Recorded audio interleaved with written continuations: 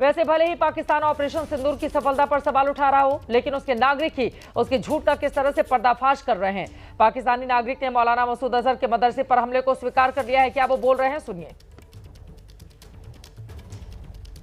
India ने जंग शुरू कर दी है। अभी मेरे बहावलपुर सिटी के अंदर मौलाना मसूद अजहर साहब के जो है मदरसा है, उसके ऊपर 4 मिसाइल दागे गए हैं। 4 मिसाइलों के साथ हमला किया गया है मौलाना मसूद अजहर साहब के। लेकिन मेरा सवाल है कि हमारी एजेंसीज कहाँ सोई हुई थी, हमारी अफवाज पाकिस्तान कहाँ सोई हुई थी जब ये हमला हुआ। मुजफ्फराबाद की भी खबर आ रही है कि मुजफ्फराबाद वाली साइड पे भी ये अटैक हुआ है।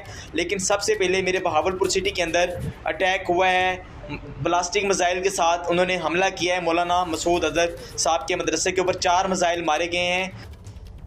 अब बस ये पाकिस्तानी नागरिक ये भी बता देते कि मौलाना मसूद अजहर भी मारा गया है। 4 मिसाइलें जो उसके मदरसे पर दागी गई हैं, तो फिर यहाँ पर थोड़ी हमारी इस खुशखबरी में और ज़्यादा 4 चांद लग जाते, क्योंकि बहुत ज़रूरी है आतंकवादियों के आकाओं को सवाल के साथ नीरज में। एक बार शिवांग के पास चलते हैं, अंकित गुप्ता भी हमारे साथ जुड़े हुए हैं। शिवांग, बहुत ज़्यादा ज़रूरी हो जाता है ये जो मसूद अजहर है, ये जो हाफिज सईद है, जिसका नाम ले लेके हम लोग थक चुके हैं, उनको भी उनके अंजाम तक पहुँचाकर बात खत्म की जाए।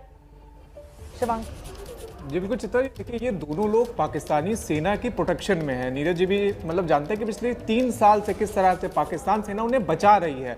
पाकिस्तान सेना करती क्या है कि ये दिखाती कि देखिए हमने इन्हें जेल में डाल दिया, लेकिन वो उन्हें बेसिकली आईएसआई के सेफ हाउस में हाफिज सईद को भी उन्होंने छुपा रखा है, मसूद अजहर को भी छुपा रखा है। और दोनों को लेकर कारण ये दिया है कि जिस तरह से FATF से की उन्हें ग्रे लिस्ट में डाल दिया गया था, तो उससे बचने के लिए उन्होंने ये कहा कि देखिए ये दोनों लोग तो जी जेल में हैं, लेकिन ये दोनों लोग आज की तारीख में ISI के सेफ हाउस में हैं, जहां पर सेना की कड़ी प्रोटेक्शन है। जो मेरी जानकारी है कि इन दोनों के जो बेसिकली सेफ हाउसेज हैं, वहां पर 50 से ज़्यादा जो सैनिक हैं उनकी प्रोटेक्शन है।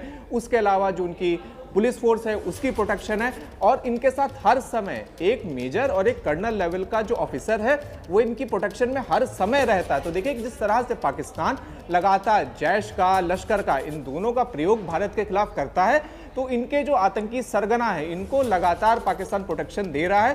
क्योंकि देखिए जिस तरह से आज के 2 साल पहले हाफिज सईद के ऊपर हमले की खबर आई थी, जिस तरह से मसूद अजहर का ये जो पूरा हेडक्वार्टर है इसके ऊपर बम धमाके की खबर आई थी, तो उसके बाद से पाकिस्तान लगातार इन लोगों को लगातार एक तरह से शरण दे रहा है, प्रोटेक्शन दे रहा है, और ये जो जितने भी आतंकी सरगना हैं इन्हें लगातार अपने सेफ हाउसेज में रख रहा है। लेकिन अब देखिए जो स्थिति है कि सेफ हाउसेज में वो आतंकी तो हैं, लेकिन जो उन आतंकियों के इशारे के ऊपर हमला करते थे, जो उनके कमांडर्स थे, वो सारे ये जो हम लोग को लगातार तस्वीरें दिख रही हैं, जो लगातार वहाँ के लोग कह रहे हैं कि लगातार मिसाइल अटैक में कोई नहीं बचा है।